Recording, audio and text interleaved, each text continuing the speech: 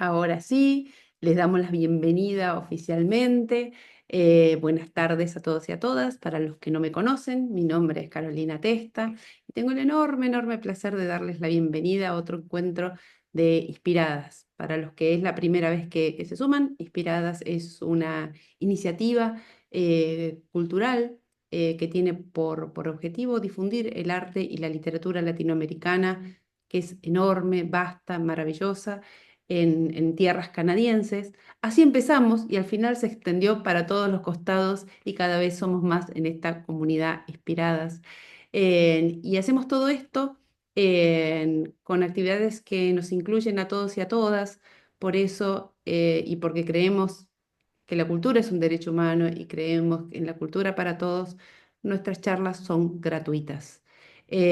Prometemos ponerlo en el próximo flyer un poquito más grande para todos los que preguntaron si había que pagar nuestras charlas. No, nuestras charlas son gratuitas con registro y son charlas que tratamos de hacerlas lo más amigables posible y si ustedes nos dejan entrar, inspirarlos a nuevas miradas, a nuevas artes, a nuevas culturas, a nuevos artistas.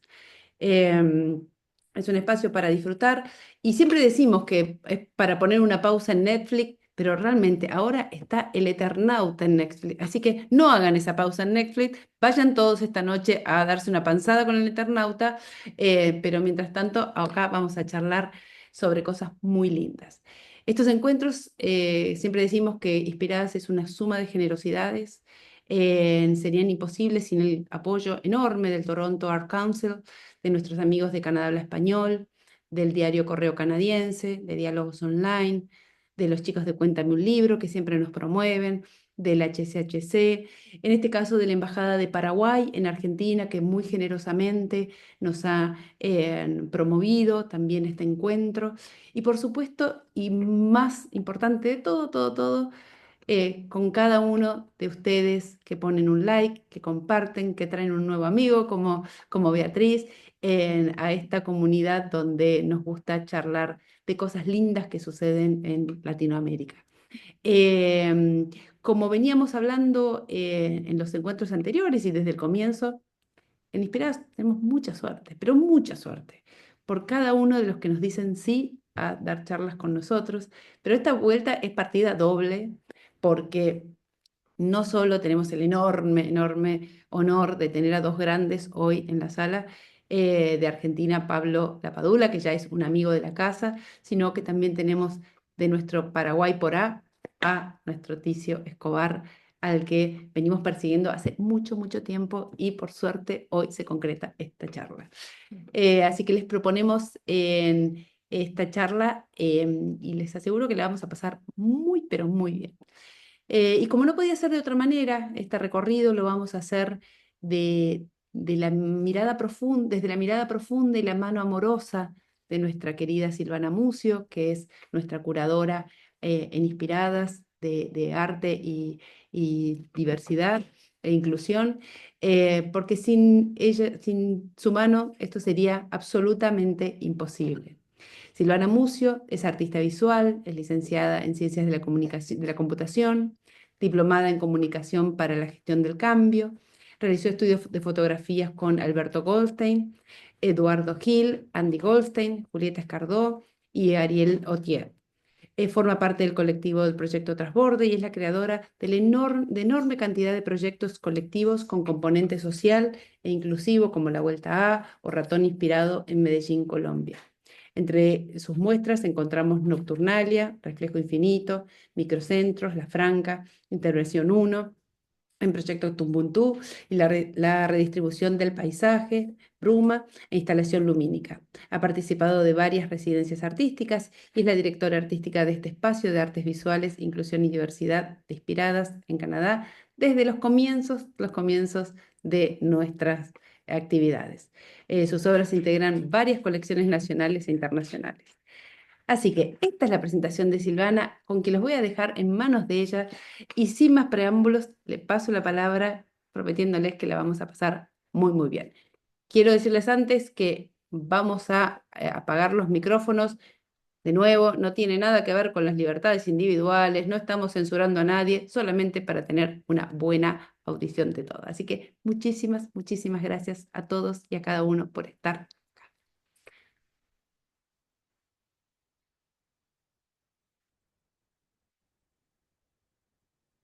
No te escuchamos, Sil.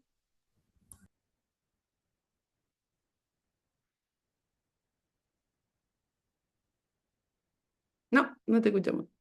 A ver, ¿qué pasa?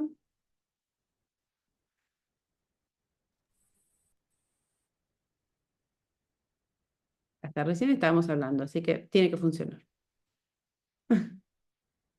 Vamos a hacer el cambio de auriculares, me parece, hoy. No te escuchamos, Sil.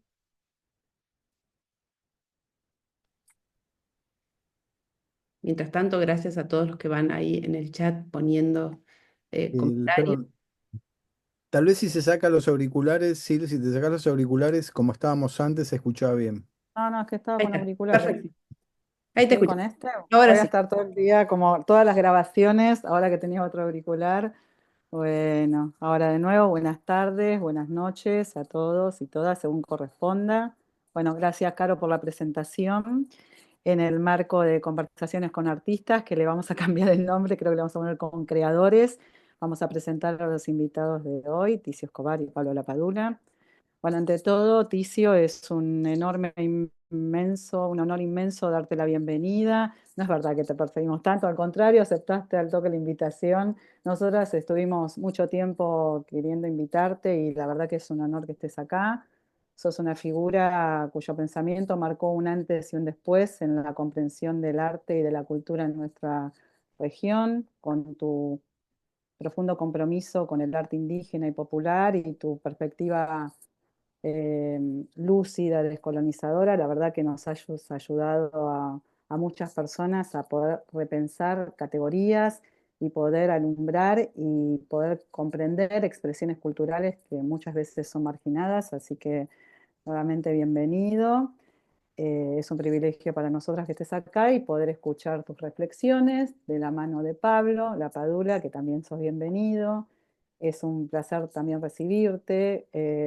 Creemos que con tu mirada aguda y sensible solés explorar las complejidades del mundo contemporáneo, tenés práctica en eso, tanto en tu práctica artística como biológica científica.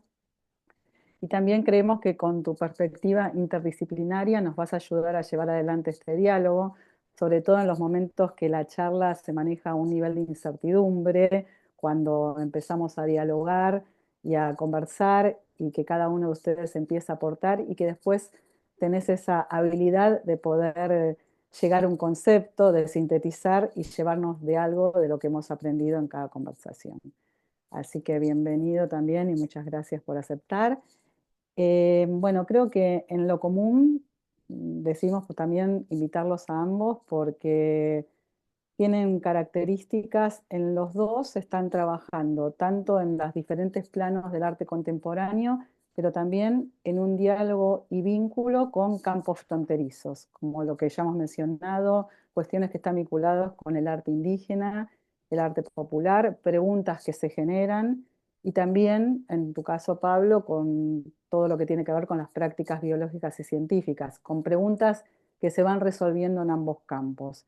Creemos que tienen también la capacidad de poder extrapolar los saberes, ser puentes, ser polinizadores y poder a nosotros alumbrar en la construcción de conceptos y ampliar este mundo de comprensión justamente para poder deposicionar la mirada y ayudarnos a conocer básicamente. Creo que lo mejor que tienen, y por eso ya paso a ver las biografías, es que cualquier diálogo que los dos asumen priorizan todo lo que tiene que ver con el respeto y el abordaje ético ante todas las cosas que han planteado, escritos, libros y charlas que hemos asistido. Así que muy, muy agradecidos por ayudarnos a comprender nuestros procesos vitales artísticos. Paso entonces una breve presentación. Ticio Escobar nació en Paraguay, es curador, profesor de arte, crítico de arte, promotor cultural, abogado y licenciado en filosofía, fundador del Museo de Arte Indígena de Paraguay, fue presidente de la Asociación de Apoyo a las Comunidades Indígenas del Paraguay, Asociación Internacional de Críticos de Arte, sección Paraguay. También fue director de Cultura de la Municipalidad de Asunción de 1992 al 96 y ministro de Cultura de Paraguay durante el periodo 2008 a 2013, autor de la Ley Nacional de Cultura de Paraguay y coautor de la Ley Nacional de Patrimonio. Escribió numerosos libros sobre teoría del arte y la cultura, entre los que destacamos la publicación de Aura Latente, que seguramente en la charla vamos a mencionar. Recibió numerosos premios internacionales y condecoraciones otorgadas por los países de Argentina, Brasil, Francia, incluido el doctorado honoris causa por la Universidad Nacional de Rosario en el año 2021. También recibió en España el premio Bartolomé de las Casas por su apoyo a las causas indígenas de América. Y actualmente es el director del Centro de Artes Visuales y Museo del Barrio. Bueno, bienvenido Ticio. Brevemente punteo algunas cosas de la vida de Pablo. Nace en Buenos Aires, Argentina, es artista visual, curador, profesor, doctor y licenciado en Ciencias Biológicas por la Universidad de Ciencias Exactas y Naturales de la Universidad de Buenos Aires, es investigador del Instituto Taquini, es asesor académico del Centro de Arte y Naturaleza en el Museo de la Universidad Nacional de 3 de Febrero, es el flamante director de la revista Ciencia Hoy y Ciencia Hoy para Niños y profesor de Arte y Ciencia del UNTREF en Artes Electrónicas y UNSAM. También es consejero cultural de la ciudad de Buenos Aires, ministro de Cultura. Su trabajo artístico indaga sobre las formas y relaciones que la humanidad ha establecido con la naturaleza a lo largo de su historia como modelo de intersección en clave visual con el otro diferente. Bueno, paso aquí. Sus obras integran varias colecciones de museos prestigiosos y privadas y desarrolla una activa plataforma interdisciplinaria entre arte, ciencia y naturaleza en instituciones como el Museo Nacional de Bellas Artes, la Academia Nacional de Bellas Artes, el MAMBA, el BANCUA, CCK, Universidad de Buenos Aires, etcétera, etcétera, etcétera. Y sus publicaciones científicas pueden leerse en prestigiosas revistas internacionales. Bueno, hasta aquí la lectura de las bios y para abrir el juego, la pregunta es para vos, Pablo, antes de pasarte la posta. Sé que en tu juventud emprendiste varios viajes por el Amazonas, por África e India, simultáneamente a que cursabas tus estudios de biología y paralelamente a lo que ibas realizando como primeros desarrollos artísticos. Yo quería preguntarte, y si nos podés ampliar y contar, entonces, ¿qué fue lo que te impulsó, siendo tan joven, a buscar ese contacto directo en las culturas indígenas tan diversas? ¿Y qué fue lo que te impulsó? ¿Qué visión del mundo tenías en ese momento que te hizo realizar esos estudios o prácticas inmersivas, si como persona, si ibas solo, si ibas con amigos? ¿Y qué fue lo que te marcó? ¿Qué descubrimiento de esos encuentros fue lo que fue sellando hitos en tu práctica artística y personal? Bien, bueno, gracias. ¿Se escucha bien ahí? Bien, Ok, gracias Carolina, gracias Silvana por la presentación, gracias a todos por estar acá y gracias a Ticio, que ahora ahí nos dejó un cartel con su nombre. Bueno, muy brevemente, digamos, lo que me preguntaba Silvana, eh, mm, toda esta cuestión, digamos, de salir, digamos, de la casa de uno, ¿no? Como lo podría llamar, tiene como una pulsión muy básica, simple, sin mucha explicación, que es tratar de entender y salir a la búsqueda, cuando era muy joven, si otra forma de vida era posible, ¿no? Si otro estilo de vida existía más allá de la casa en la cual yo habitaba. Una pregunta muy ingenua y anclada en un imaginario también, ¿no? Muy así, romántico de alguna forma. Esto coincidía con los momentos que yo estaba, que me había decidido, ¿sí? Dedicarme al estudio de la vida, ¿no? Las ciencias de la vida. Junto con una práctica también artística incipiente. Ahí entonces, bueno, que yo emprendo, digamos, un montón de viajes, como bien vos decís, fundamentalmente a aquellos territorios que, por un imaginario, a mí me indicaban que había otras formas de vida posibles. Lo que me llevé de todos esos viajes, básicamente para resumirlo, no fue conocer al otro diferente para nada. Sencillamente saber que había un mundo mucho más diverso en el cual yo estaba inscripto. Comprenderlo era muy difícil, pero por lo menos vivir en carne propia, ¿sí? Que otras formas de vida existían y eran paralelas y tan potentes o más que la mía, ya con eso, digamos, yo me sentí como completo, ¿sí? Me auto, digamos, como me auto recalibré, ¿sí? Lo que aprendí tratando de contactar con otras culturas fue lo diferente que podía ser la vida y paralela en otros lugares, ¿sí? Del planeta, cerca de mi propia casa, digamos. No había una única forma de estar en la Tierra. También aprendí algo diferente a partir de estas conexiones. Me fui reafirmando en mi propia identidad. ¿Sí? Al estar en contacto con otros estilos de vida, más que conocer el otro estilo de vida diferente, yo objetivé quién era yo, ¿sí? Y cuál era mi cultura.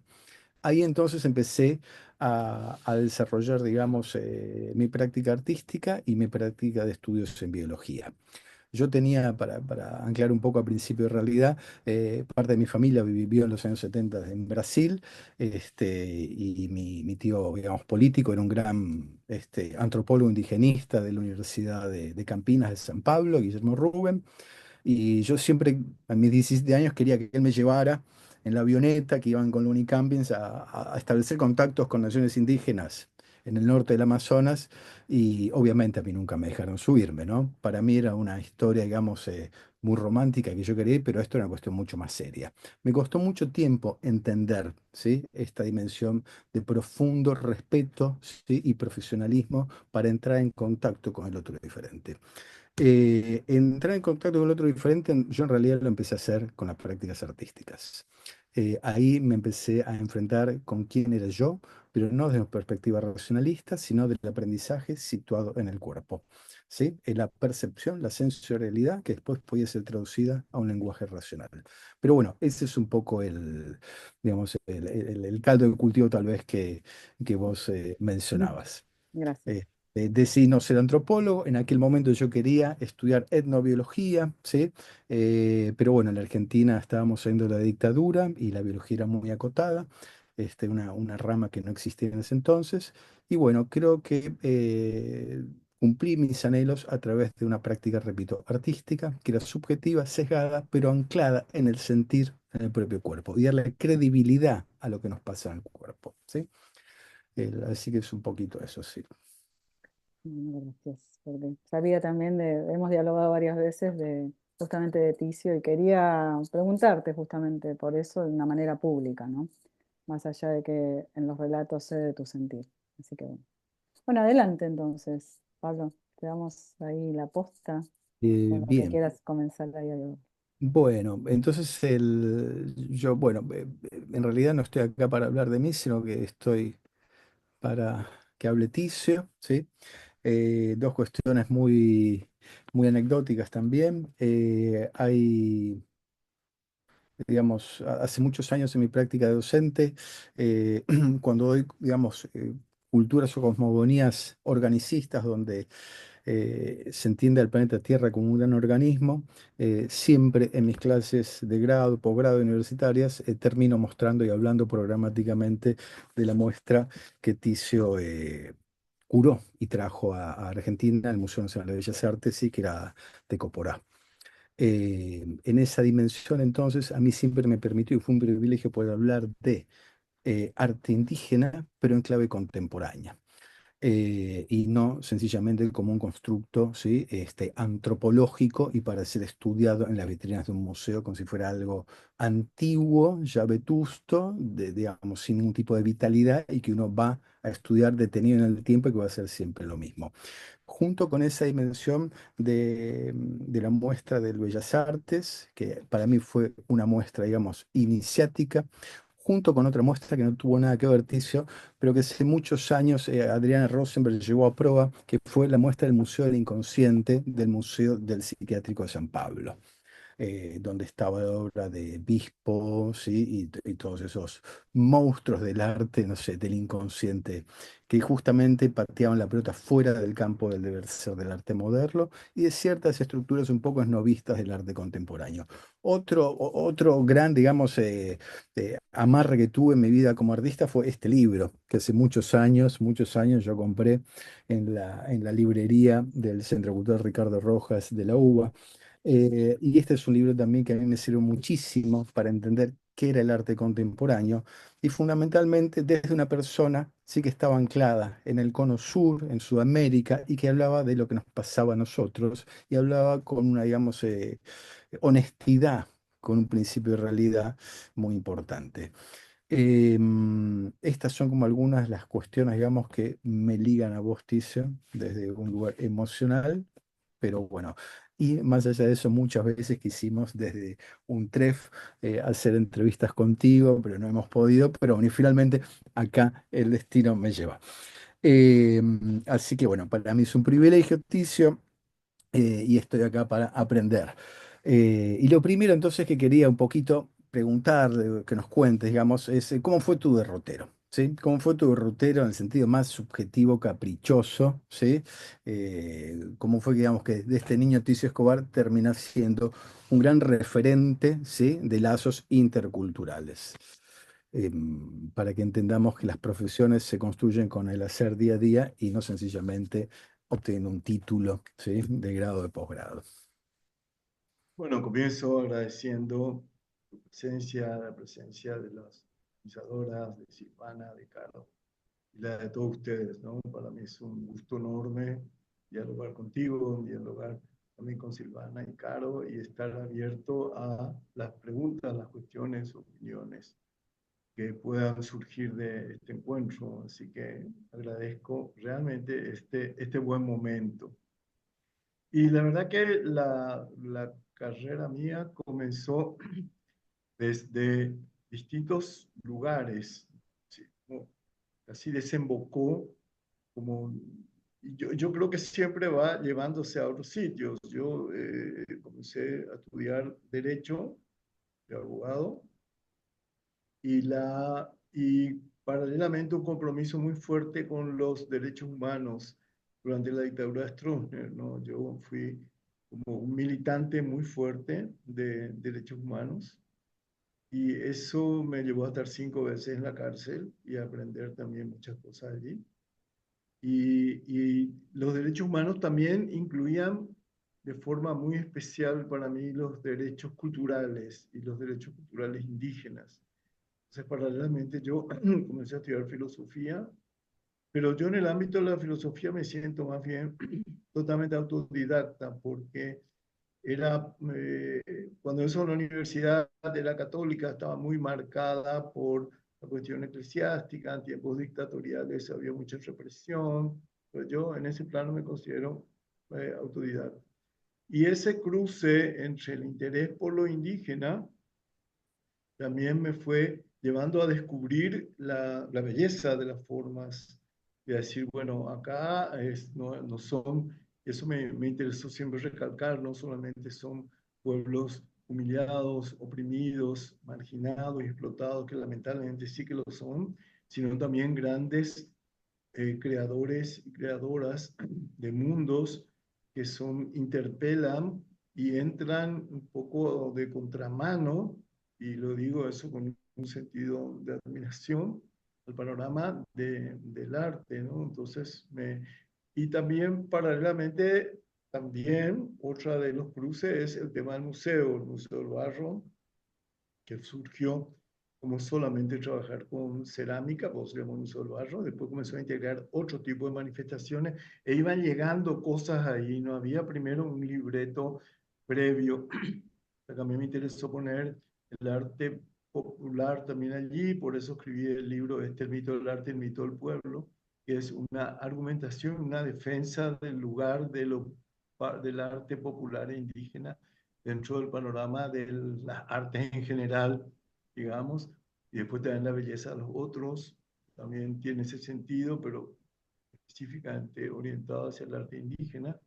Bueno, o sea que son muchas muchas cuestiones, ¿no? De decir, por eso de abogado pasé a derechos humanos a derechos indígenas, a la cuestión cultural, ahí al arte. Yo extrañamente llegué al arte más bien por el lado del arte indígena. Y ahí me comenzó a interesar mucho el arte contemporáneo y bueno, comencé a trabajar eso eh, con, con mi maestro, que fue Livio Abramo, un gran profesor de arte, un brasilero que vivía en Paraguay, y Olga Blinder. Y bueno, trabajando con ellos y haciendo una conjunción de todos esos elementos diversos, siempre para mí el tema de los derechos culturales estaba muy presente, ¿no? Y entonces comenzar a trabajar el arte indígena casi más desde lo empírico, porque decir, si esto no es arte, ¿qué es arte? ¿No?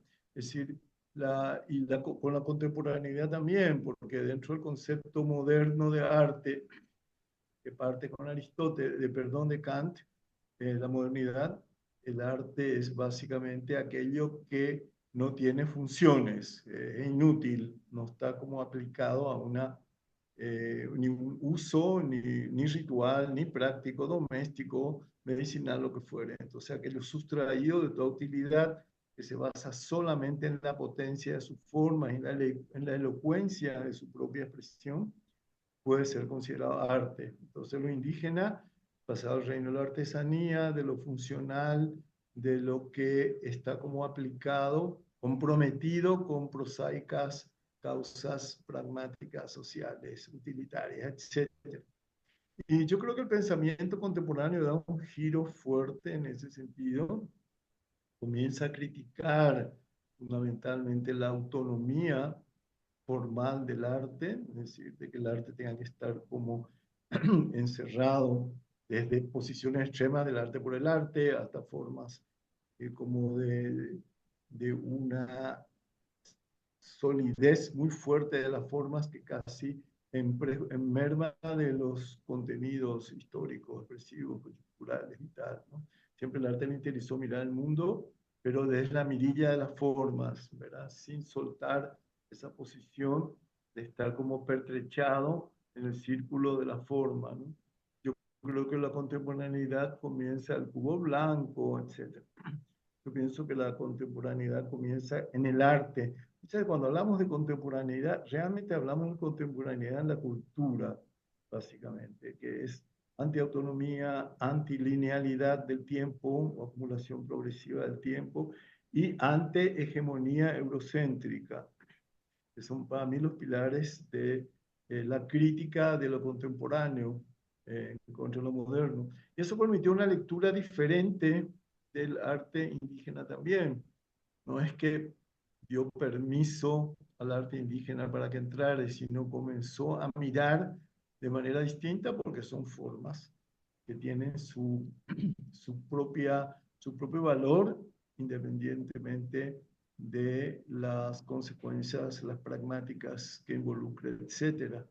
Si nosotros llamamos arte a una operación sensible con las formas que está dirigida a intensificar nuestra experiencia del mundo, a ampliar nuestra percepción, nuestra sensibilidad y las posibilidades que abre el mundo en cuanto forma, entonces evidentemente esas formas alternativas son también formas de arte. Están consideradas, independientemente de que las acepte el mainstream, están ahí circulando desde siempre, ¿verdad? Y tienen su propio tiempo, que es lo que desconcierta también a Occidente, ¿no? Y su propia lógica estética también. Licio, perdón que te interrumpa un segundo, pero entonces, vos tenés un núcleo muy académico, ¿no? El derecho, la filosofía y después la creación del Museo del Barro. Ahora, todo esto anclado te empieza como a ser catalizado hacia otro lugar, ¿no? A través de tu, digamos, pulsión por el arte indígena. Ahora, ¿qué ves vos? ¿Qué viste en ese momento?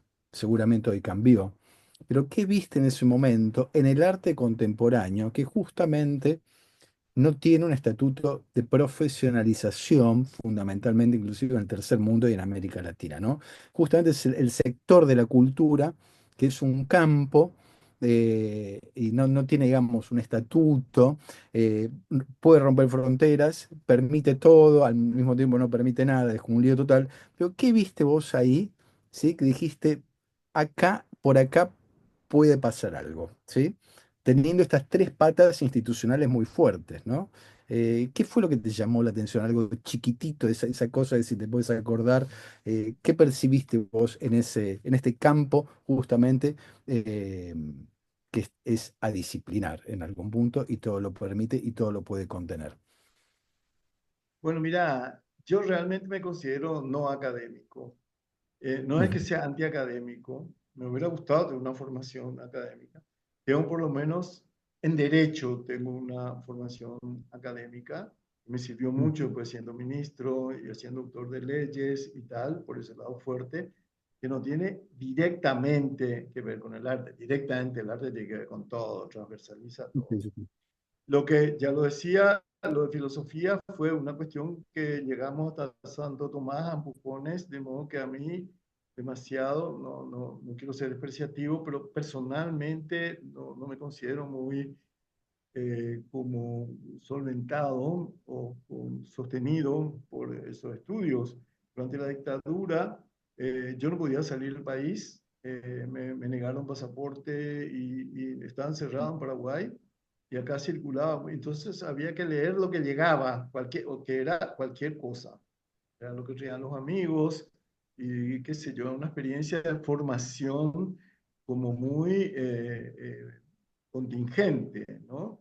Recién, después cuando se abrieron las fronteras, uno pudo entrar en contacto con, o sea, todo era secretoso, todo era clandestino, y decía, yo estuve varias veces preso y tal, ¿no? Entonces, quizá mi acercamiento era muy poco formal, muy poco institucional. Entonces, Ujú, es decir, por ejemplo, cuando yo escribí un libro que se llamó La maldición de Nemur, que es un libro sobre arte y ritual de un grupo indígena Ishir, Michael Taussig, que yo considero que es la figura de antropólogos más importante que existen, hoy me hizo se interesó en hacerme la presentación del libro. Y yo le dije, maestro, yo no soy antropólogo. Y él me dijo, menos mal, si usted hubiera sido antropólogo, no hubiera escrito este libro. Que se va, o sea, toda la parte de imaginación, la parte de cierta caradura en términos de enfrentar conceptos, imágenes, me fue dado justamente, no sé, reitero, no, yo tengo 6 doctorados honoris causa, o sea, no puedo decir que soy antiacadémico porque sería claro. agresivo. Pero sí que, al contrario, me hubiera gustado tener más base académica, quizá, no sé, segundo no tengo. Entonces, mis estudios y mi trabajo fue así como muy de terreno, ¿no? Así basándome en ese, y eso me permitió también un pensamiento ético, no tan deductivo, partir especulativo de una estética basada en cierta una tradición idealista del concepto y tal, por más que trabajé bastante la parte estética, sino más bien partir de la obra misma, ¿verdad? Y entonces, muy con las patas en la tierra, ¿no?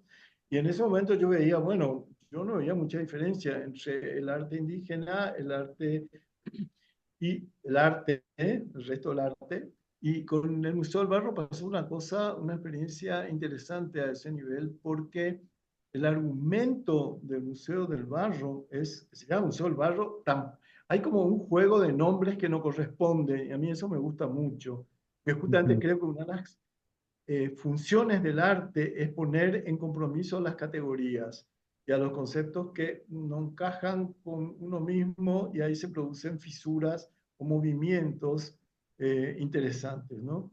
El Museo del Barro, que no es solamente un Museo del Barro, es un museo, es decir, bueno, surge como poner arte contemporáneo, arte popular y arte indígena en pie de igualdad y en interacción, como fue la posición de Coponá, que a vos te interesó.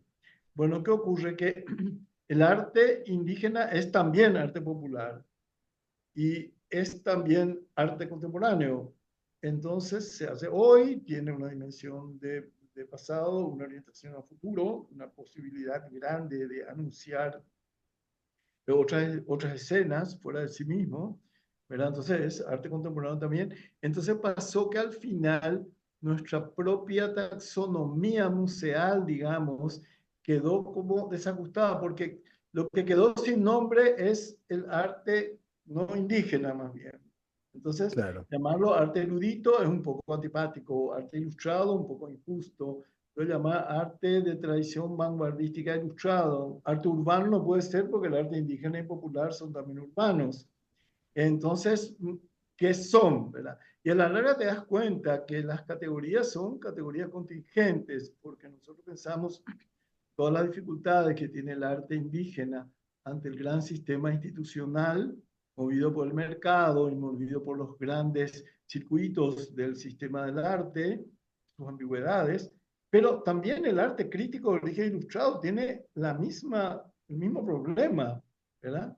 Tiene la misma cuestión que en cierto sentido el arte aparece como siempre tratado de ser agarrado por el mercado, por la política, por la iglesia, antiguamente, hoy quizás no sé, pero siempre estuvo muy condicionado por su relación con la institucionalidad del arte.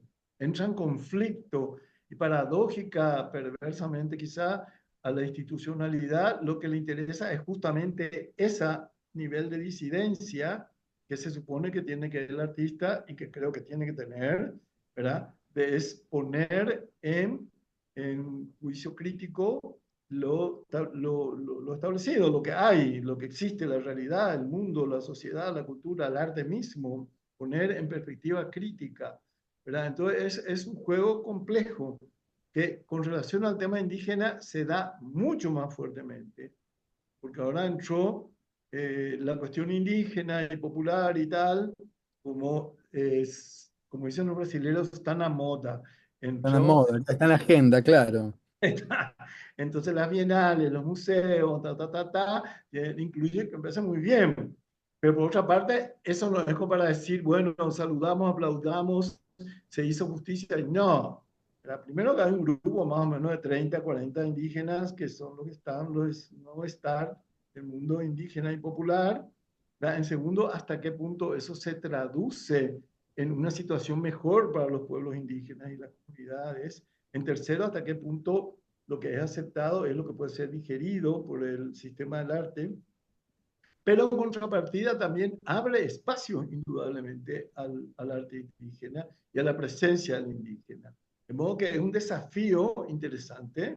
Yo trabajo mucho con indígenas, discuto mucho con indígenas y con sectores populares, y hay como diferentes posiciones, pero en general hay como en cualquier situación es un desafío que hay que asumir. No es que las instituciones van a ser tan abiertas como para ceder esos espacios. Por supuesto que hay interés, pero también hay interés del otro lado. Entonces, pero eso también, reitero, ocurre en los circuitos del arte, llamémosle culto, por llamarlo de alguna manera. Claro. Ahí me parece muy iluminada esa reflexión tuya, ¿no? El campo del arte, digamos, trata de, es imposible, digamos, de discriminar porque es muy amplio, es un lugar de convergencia de un montón, entonces, digamos, de intereses, ¿no? Muchas veces alineados y muchas veces contrapuestos, como bien lo estamos diciendo. Pero acá me gusta algo, Ticio, que parecería ser que vos lo que estás queriendo decir que hay que ejercer el derecho al arte, ¿no? Entonces yo me apropio de la cancha del arte contemporáneo, que es una cancha inclusiva, y habrá que dar entonces la batalla de la ética adentro de ese propio territorio y no alejarse y entregar ese territorio, ¿no? Tal vez es un poco Pero el... un sitio, yo creo que el arte siempre, el terreno del arte siempre fue un sitio litigioso, conflictivo, ¿verdad? Siempre, ¿verdad? Ujú. En primer lugar, la cuestión de la iglesia, después los intereses siempre políticos, siempre la cuestión económica. Durante el neoliberalismo, toda la parte de la cultura estuvo siempre tratada de ser copada en clave economicista, de economía naranja o de venta, productividad. El polo productivo se hacía mermar el creativo mismo, el mercado tratando de convertir todo en mercancía, etcétera.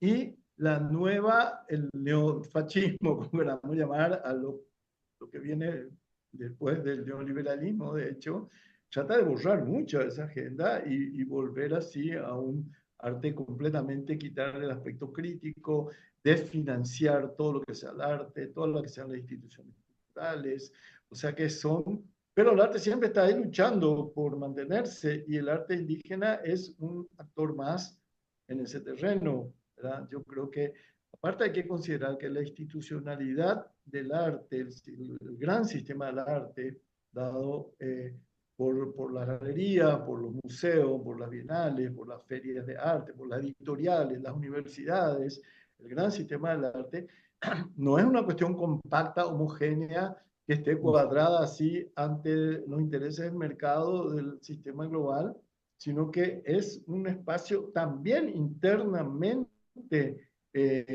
tenso, conflictivo, en el buen sentido del término conflictivo, como que hay fuerzas disidentes internamente, hay muchos aliados que están afuera de ese circuito y hay también interés en hacer entrar a todos los disidentes, como dice Paul Foster, la disidencia vende, ¿verdad? Entrar todos los movimientos, sexo, género disidentes, toda la cuestión ambiental, todo lo que sea distinto, las manifestaciones en un momento, la Bienal de San Pablo invitaba a los cartoneros, a los grupos trans, cuanto más disidentes fueran, mejor, ¿verdad? Y también hay una puja ahí en ese sentido, ¿verdad? Porque hay una afirmación de grupos por tener un espacio, pero también un intento de no ceder ante una presión excesiva. Claro, Hace la Bienal de San Pablo, no esta última, sino la anterior, estaba así en pleno boom de lo indígena. Y el star así total era, lo saben ustedes, Jaider Esper.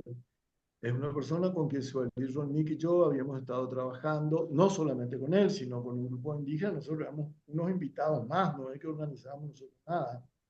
Y Jaider de pronto se vuelve así una especie de Andy Warhol de la Bienal. Sus obras que costaban, digo cualquier número en términos relativos, costaban 5, comenzaban a costar 50, 5.000, 5 millones, se peleaban los museos, las otras bienales, las galerías, y estaba en plena Bienal de San Pablo, alcanzó un nivel ya exponencialmente alto, se suicida. Y eso entonces, luces rojas por todos lados, timbres, alarmas. No es fácil decir, no es simplemente decir, no, que el indígena no puede entrar porque revienta apenas cruce la frontera del mal, del gran sistema del arte.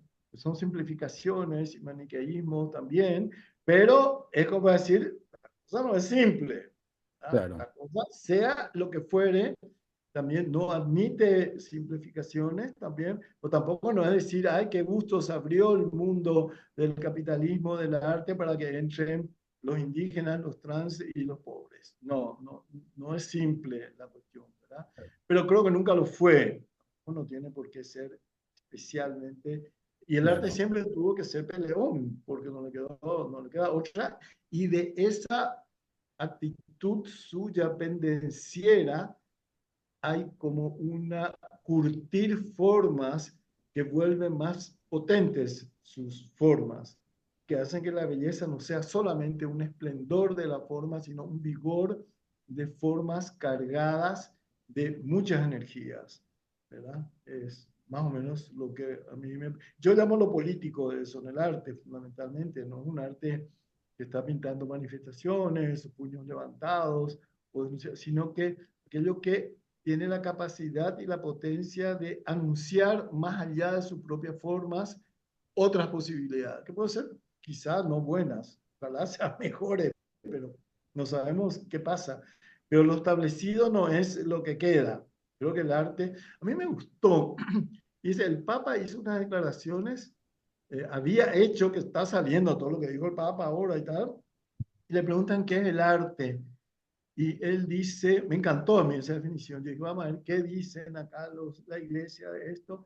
Y él dijo, bueno, el arte es una instancia que permite mirar más allá, que abre otro horizonte. Lo digo en forma simple, como tiene que decirlo, como decía, básica, pero a mí me encantó.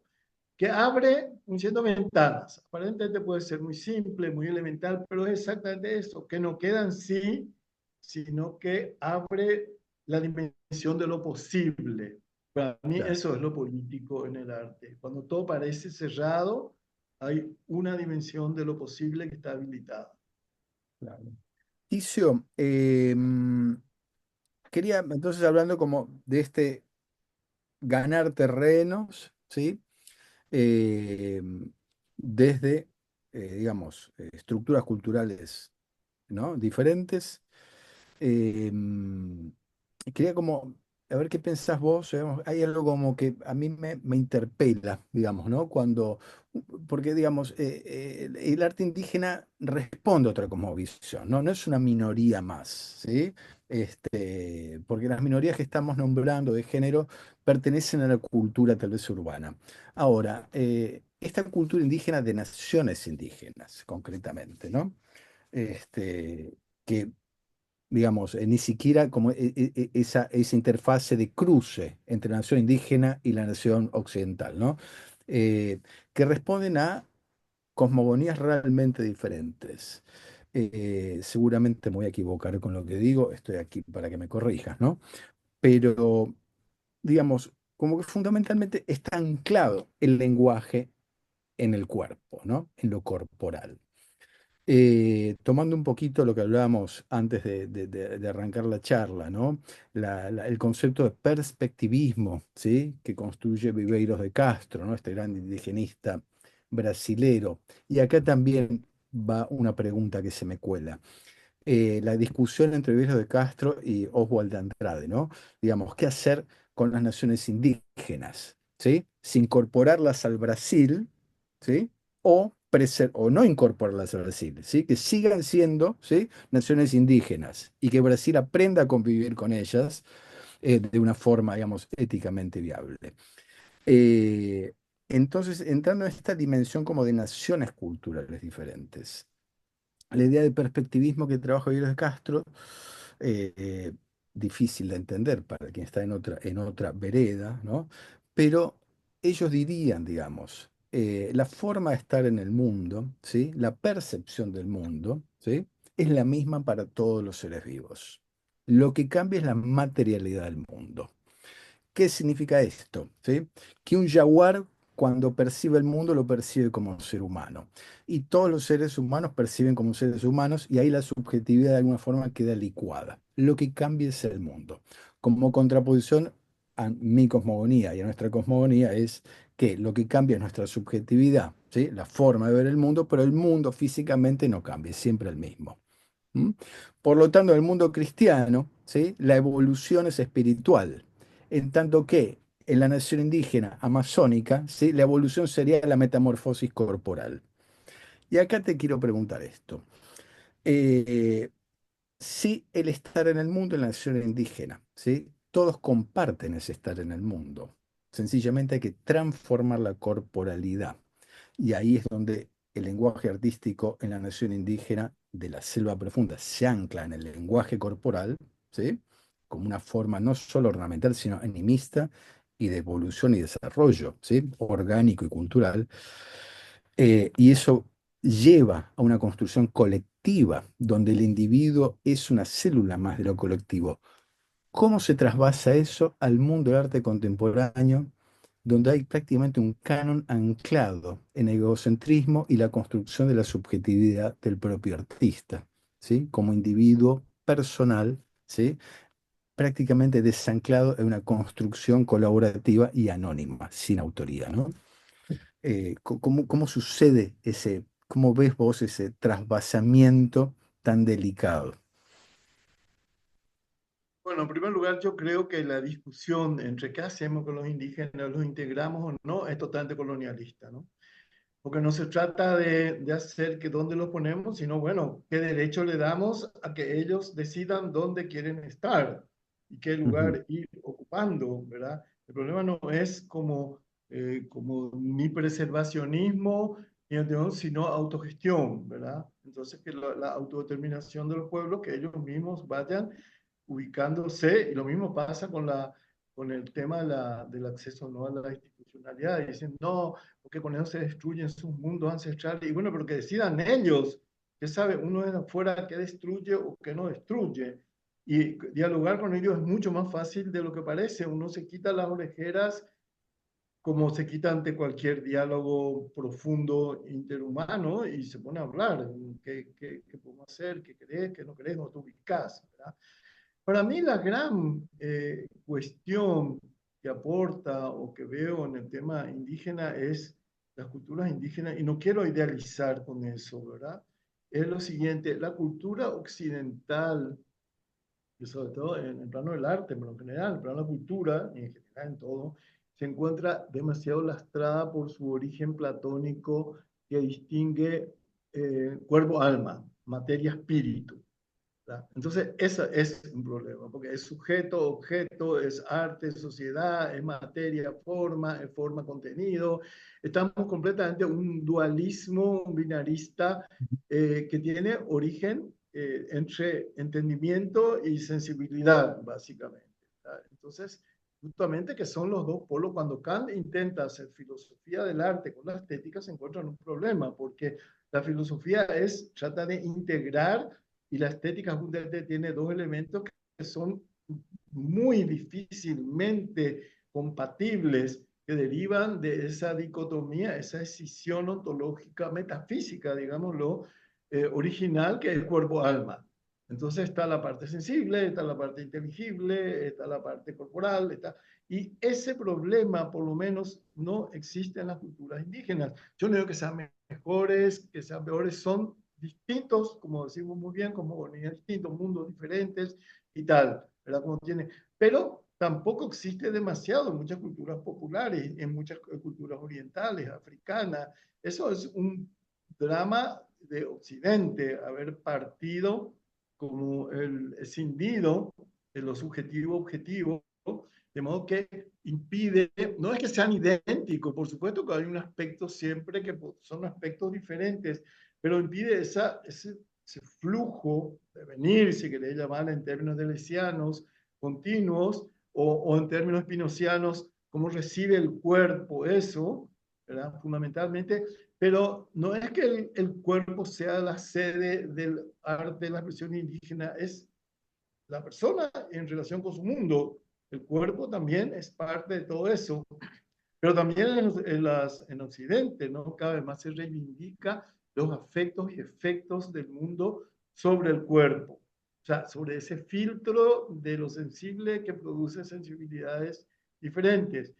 Y en indígena también. Por supuesto que está toda la parte de pinturas corporales, de plumas, de qué sé yo, que hacen del cuerpo como las... Pero en el arte occidental también. Cuerpo, yo no haría mucha diferencia en eso, más que sí en la diferencia de escindir cuerpo-alma, materia-espíritu, ¿verdad? Que en los indígenas sea incluso, digámoslo, dioses, animales, humanos, hombres, mujeres, se dan como, no es que no existan singularidades que especifiquen, pero estas singularidades no se cosifican metafísicamente en posiciones duras. Quizá yo veo que por un lado distinto, quizá el aporte más interesante en términos teóricos que hace el arte indígena, no digo que lo vaya a señalar y decir, pero representa eso, muestra eso, es que el grave problema del arte contemporáneo, o moderno quizá también ya, es cómo romper el círculo de la representación. Ujú. Lo que está fuera, lo que está dentro de la escena, de la representación, toda la búsqueda de romper la cuarta pared del escenario, de que el arte salga de sí, toda la expansión del arte, no solamente en relación a otras formas del arte, sino al mundo y a otras formas de vida distinto, toda la crítica del antropoceno actualmente y una serie de otras cuestiones. Y para los indígenas no tienen ese problema de la representación, porque el signo y cosa no están metafísicamente Parados. separados, sino que puede entrar, puede salir, cuando en una ceremonia indígena un oficiante representa a un dios, yo digo dios con cuidado, porque técnicamente no son dioses, son deidades demás, en todo caso, protohéroes, divinidades, si queremos, pero acá se cristianiza o se paganiza enseguida el término Dios, cuando representa a sus dioses, con esta salvedad, no es que lo están representando, lo estamos presentando. Ellos son sus dioses. Ujú. Como en la rito católico, cuando se presenta la hostia, no es que se está representando el cuerpo de Cristo, eso es el cuerpo de Cristo. Y en un Ujú. momento determinado se rompe la división entre lo presentado y lo representado. Yo creo que eso es lo que en el fondo desconcierta mucho el arte indígena, más que su exotismo, todas las ganas del extractivismo que surgen, fetichizar las formas, espiritualizar, por verlos ya demasiado exóticas, extrañas. Y yo critico un poco a Vivero de Castro y a muchos que tienden ya demasiado a volver como algo que escapa así con un sentido medio mágico, excesivo, fetichismo mágico, te voy a decir, sino que simplemente hay conexiones que se circulan sin la culpa, la dificultad de el que tiene el arte occidental y la cultura en general, ¿verdad? Y eso pasa así mucho por el cuerpo, también el arte contemporáneo, culto, elitista, como queramos llamar, ¿verdad? Por eso realmente el hecho de pensar como que más que una epistemología estética, habría que hablar de una erótica estética, ¿verdad? Lo dice muy bien, no me acuerdo muy bien el nombre. Bueno, es realmente una cuestión que pasa por esa cuestión del cuerpo. Y en última instancia lo que hace el arte, no hablamos de que auratiza algo, lo que hace es erotizar ese algo, cargarlo de deseo, deseo de la mirada, deseo del mundo, deseo de mirar más allá de lo que la cosa es, ¿verdad? Entonces sí que me parece que allí no, yo no veo mucha diferencia entre las formas del arte indígena y las formas del arte contemporáneo, más que son exclusas que pone Occidente y que tienen que ver con diferentes formas de puesta en obra, ¿no? Además, el arte contemporáneo es un arte muy abierto a los lugares, a sitios prácticamente todo el arte contemporáneo, un arte de sitio específico y tiene que Sí. ver con la ruptura de sus propios límites en términos representacionales. Entonces, yo no le veo mucha diferencia, ¿no? Y Ticio, y entonces en esta dinámica de dimensión de lo rupturístico, ¿no? Y del cruce del mestizaje de cosmogonías diferentes en la arena del sensualismo de las formas del arte, ¿sí? Del sensualismo del cuerpo, ¿no? Siento, luego existo, digamos, para invertir un poco y tomar un poquito una decisión de que te decía, los sentidos no engañan, lo que me engaña es la interpretación racional que hago sobre lo que siento, ¿no? Eh, ¿Cómo ves vos y cómo canalizás a través de tu trabajo de, digamos, de puente comunicante de dimensiones culturales los posibles sismos éticos, ¿sí? Que se pueden dar en estas arenas del arte contemporáneo? Tal vez lo que he nombrado es un poquito del artista indígena que termina perdiendo su vida, ¿no? Después de esta explosión, que no sabemos si es causa o efecto o lo que fuere, que en tus textos vos hablas bastante, ¿sí? De una dimensión ética, ¿no? Cuando uno pierde, digamos, el cobijo, ¿sí? De su propia disciplina, ahí pueden suceder cosas éticamente delicadas en una sociedad anclada por una, digamos, una especie, digamos, de sadismo, si se quiere, ¿no? Direccionado, político y tendencioso. Bueno, yo trabajo mucho con Sueli Rolnik.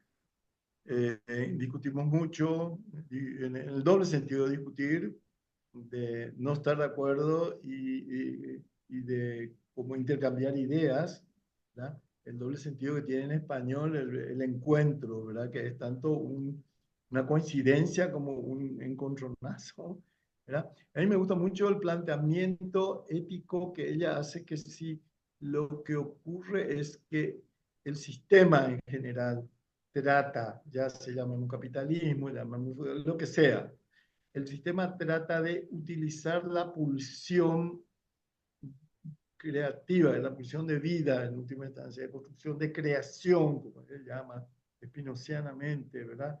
Usa esa pulsión para desviarla de su fin ético y convertirlo en mercancía o en lo que fuere, ¿verdad? El momento político estaría dado en tratar de recuperar esa pulsión ética, ¿verdad?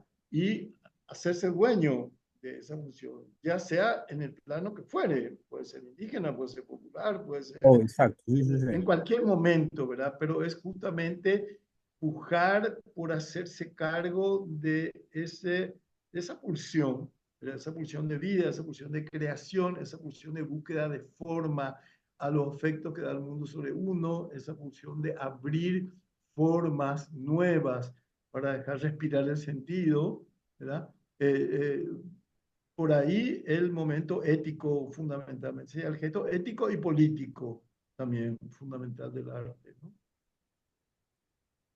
El, y Ticio, ¿y cómo ves vos en el momento, en la coyuntura contemporánea, ¿sí? Donde hay como una especie, digamos, de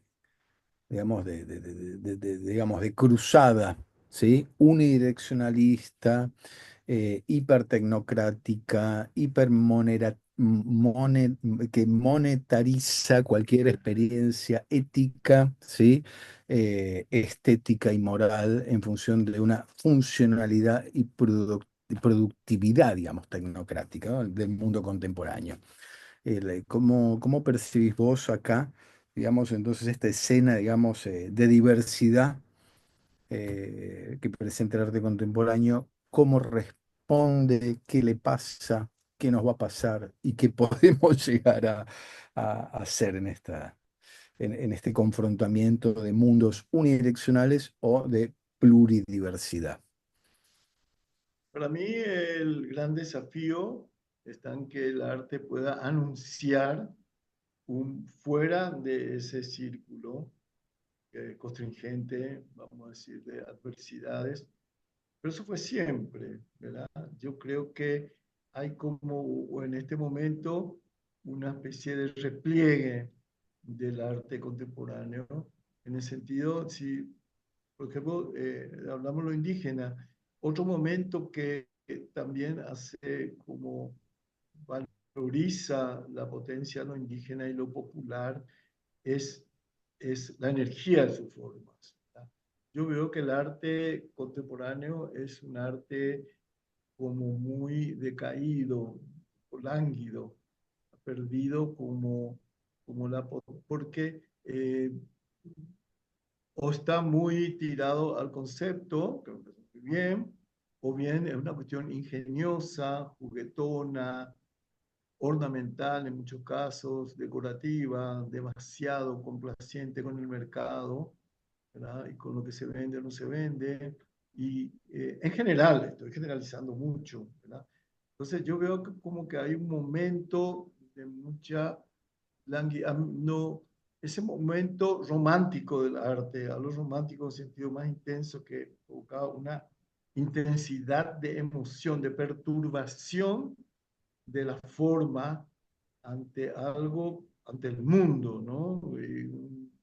Casi un susto, un miedo, un asombro, el asombro que para Aristóteles es la base del arte, ¿verdad? Ujú, Es que yo veo como menguado en este tiempo. Quizá el arte esté buscando nuevos argumentos, reposicionamiento, pero a mí no me es emocionante el arte hoy contemporáneo, como si me emociona un ritual indígena. A mí, estoy hablando de forma totalmente personal. Entonces, me gusta mucho, me parece interesante, me parece así como instigante en términos de forma, me parece inteligente, me parece como astuto, pero no sé si se da ese sacudón que un poco románticamente quizá el arte es una operación romántica, en claro, cierto claro. sentido, porque propone un retroceso de lo intelectual puro, o no sé si un retroceso, pero por lo menos una contienda entre lo emocional, lo sentimental, lo afectivo, el inconsciente, o una serie de formas oscuras, digamos, que impide que haya un equilibrio de la forma. Y esa es una operación típicamente romántica, impedir de que haya una síntesis, ¿verdad? El arte no continuamente está lanzando otras preguntas, impide que la forma descanse en un terreno seguro, si no, no tendría mucho, mucho sentido, sería una operación tranquilizadora y en una zona de confort, ¿verdad? Claro, Entonces, a mí lo que me parece que hoy, por eso, hoy mismo yo veo el arte un poco así, decaído. No es que reniegue de eso ni me parece una catástrofe. Una impresión que a mí me da. claro. Muy Ahora, repetitivo. Ticio, pero acá vos hablas como de un arte un poco lánguido, ¿sí? Pero al mismo tiempo, paradójicamente, hay un arte, una escena muy despiadada en el arte, ¿no? Podemos ver, no sé, tenemos artistas como Mauricio Catelán que pueden armar obras, ¿sí? Que pueden ser muy como, no sé qué, ¿no? Eh, ahí si nos puedes aclarar un poquito qué diferencia había entre la truculencia, ¿sí? Que de golpe representa o presenta el artista contemporáneo y al mismo tiempo que esa truculencia puede llegar a ser, digamos, críticamente o dialécticamente lánguida, ¿no? Sí, yo creo que sí, aún en esos casos. Porque ¿qué nos ocurre? Que estamos en un momento ante una imagen que es absolutamente despiadada, en términos de que ya desde que pudimos ver la caída de las torres o la guerra de Irán en tiempo real, o que vemos lo que están los horrores que ocurren en Palestina, o los horrores que ocurren en el mundo, no, lo despiadado mismo, cualquier otra cosa, no puede competir en ese plano en el plano de la representación. Es para mí casi inocente intentar una carnalidad excesiva o un destrozo real, porque nunca podés competir con eso que uno ve. No es ya solamente que ven imágenes, que ve por la calle, ¿verdad? Exacto. Entonces, el arte tiene que buscar otro camino, decirlo a través de lo que nos dice, decirlo a través de una ausencia, decirlo a través de una forma suficientemente potente como para hacernos desviar un momento la atención de lo que estamos viendo y al volver la mirada ya vemos un poco otra cosa, ¿verdad? Porque si no estamos viendo una representación de un mundo despiadado, ¿verdad? Que siempre lo fue por otra parte también, ¿verdad? Lo que pasa es que ahora tiene mucho más medios de ser despiadado, mucho más armas, mucho más, pero siempre fue así. Entonces, la mostración de la crueldad y los límites o los bajos fondos del ser humano, yo no sé si hacen, aportan demasiado a la potencia en el arte. Yo no me refiero tanto a ese tipo de potencia, esa crudeza orgánica, que siempre existió también, ¿verdad? Pero tiene que tener una potencia más cuando Bacon puede desgarrar la forma. No es que desgarra lo que representa la forma, sino que la desgarra la propia representación. Eso no es fácil el tema de simplemente mostrar el vómito, mostrar la sangre y torrentes de carne abierta o de gente que muere, sino que eso no basta, ¿verdad? Porque eso es lo que no tiene distancia.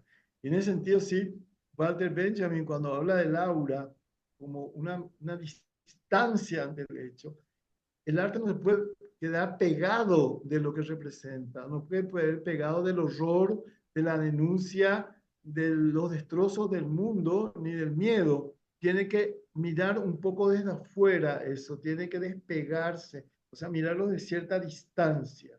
O si no te traga el objeto, la representación, y no tenés margen de la mirada. Si no tenés margen de la mirada, no tenés el deseo, aunque el deseo sea temor, sea quietud, sea desazón, sea lo que fuere, ¿verdad? Pero supone una distancia, el deseo supone distancia de la mirada, siempre. Entonces, Ticio, desde de este análisis, digamos, la responsabilidad del arte contemporáneo hoy sería inmensa, ¿no? Ante una sociedad de la crueldad, ¿sí? Tratar como de no quedar abducido en la propia presentación y replicación tosca de esa crueldad, que como bien decís, no hace falta que un artista muestre que vive en un mundo cruel, sencillamente bajar a la calle, ¿sí? Es un acto, digamos, de inmersión en la crueldad.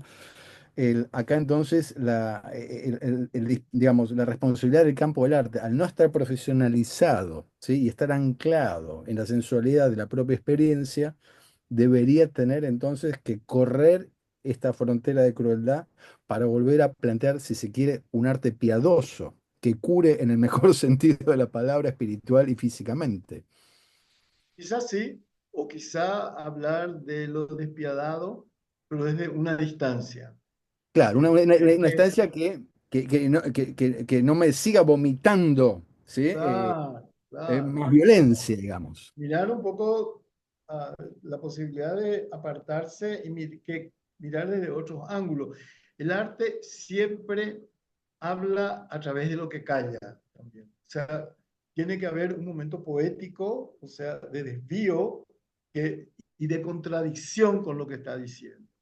¿Verdad? Esta pipa no es una pipa, o esto no es, ese no es, tiene que desconcertar, porque si no el objeto se concilia consigo mismo, reposa en su definición, en su imagen, y no aporta nada.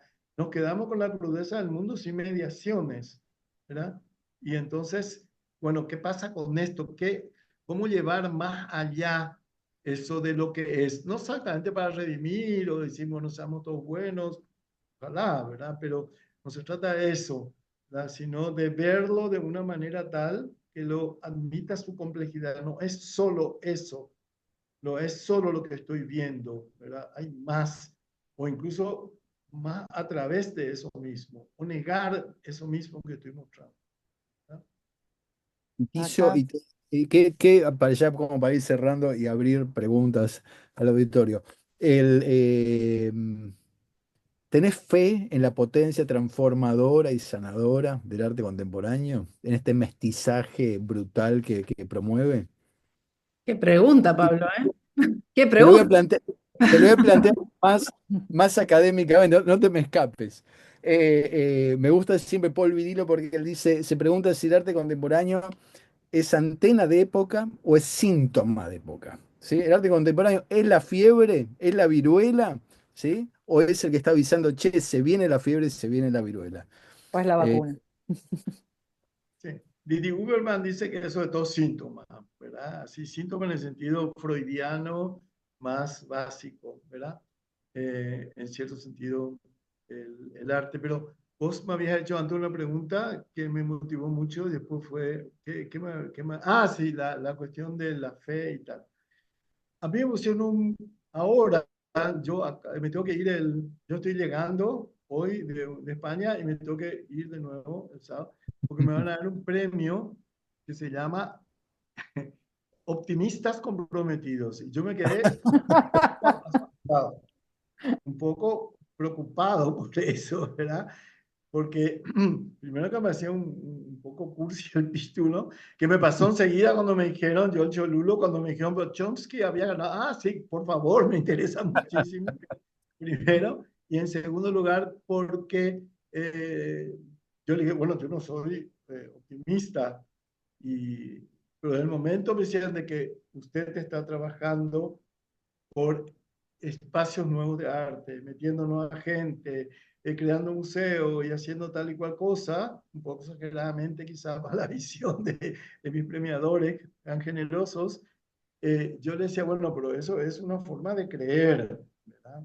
Es una forma, yo no creo que esto sea un momento como para ser demasiado crédulo o demasiado inocente, pero sí, quizá como decía Chomsky mismo, no hay que caer ni en el, ¿cómo que decía? Ni en el entusiasmo bobalicón, ni en el cinismo ilustrado, ¿no? Ver un poco, bueno, como en toda época, qué signos hay a los cuales uno puede apostar en términos de creer en un posible, ¿verdad? Como para tener ganas de vivir en última instancia, o sea, pasa por lo de uno, en última instancia, porque si no el pesimismo total ya no.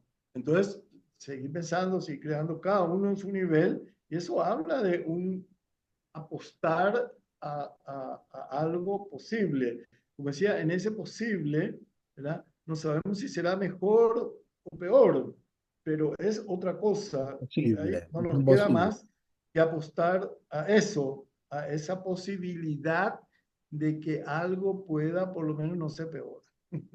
Eso no es muy optimista, pero sí que No, renueva las energías, las ganas. Bien, muchas gracias, Sil.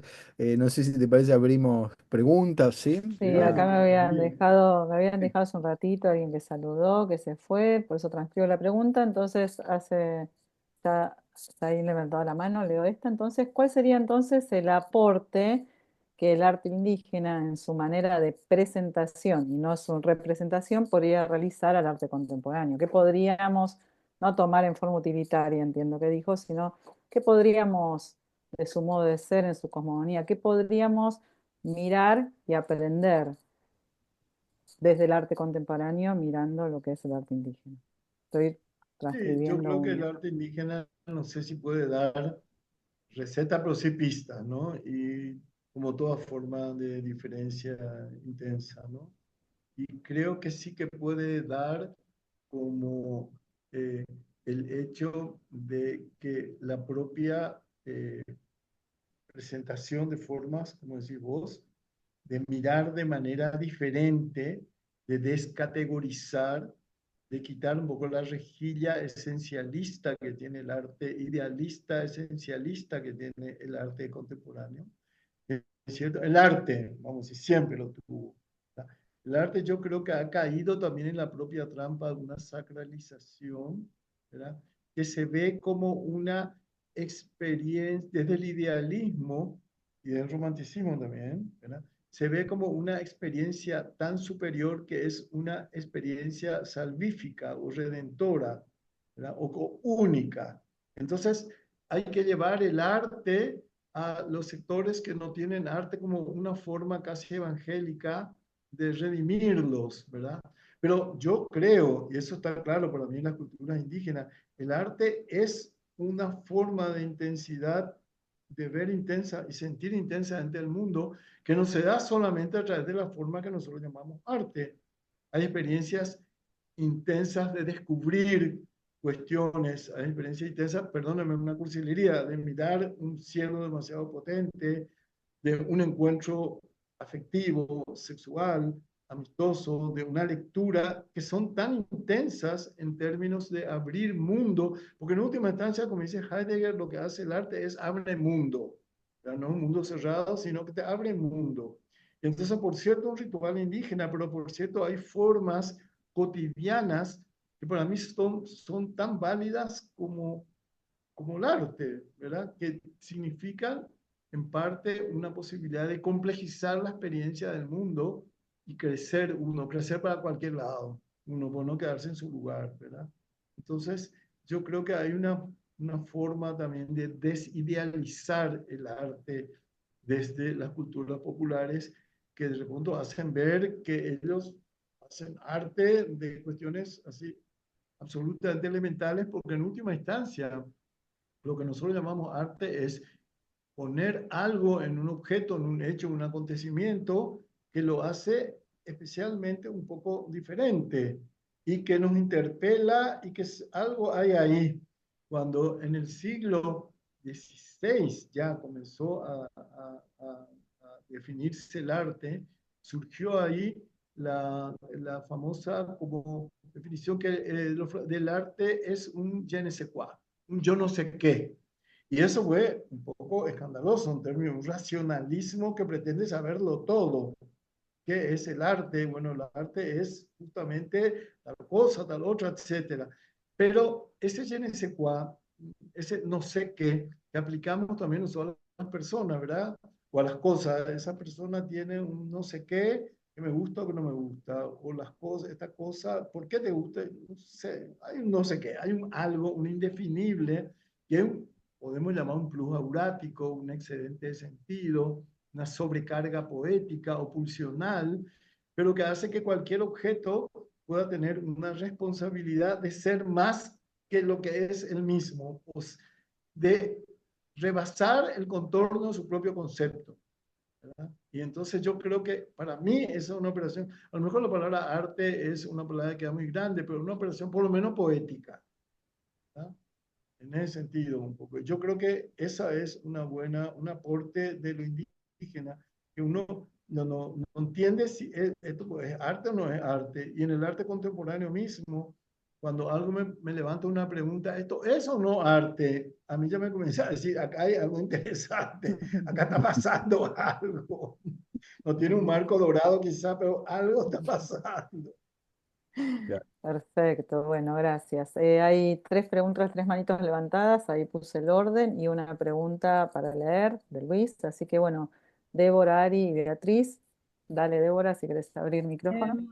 Yo tengo ahí como una cosa combinada. Uno, que lo hemos hablado con Pablo unas cuantas veces, es mi obsesión sobre el tema de la belleza, porque digo, si Camus dijo en algún momento que la verdadera revolución podía ser descansar, me pregunto si esta valoración, si esta nueva idea del arte contemporáneo tiene que ver, para que sea revolucionario y no reproduzca la crueldad, digamos, que está en el mundo, si el trabajo del arte contemporáneo debería apelar a la belleza como, no como sistema de sanación como planteó Pablo, aunque sí, pero como camino posible. Y lo anexo a otra cosa, que es que en tu rol de político de la cultura, eh, en los últimos años, y un poco también lo digo porque como hay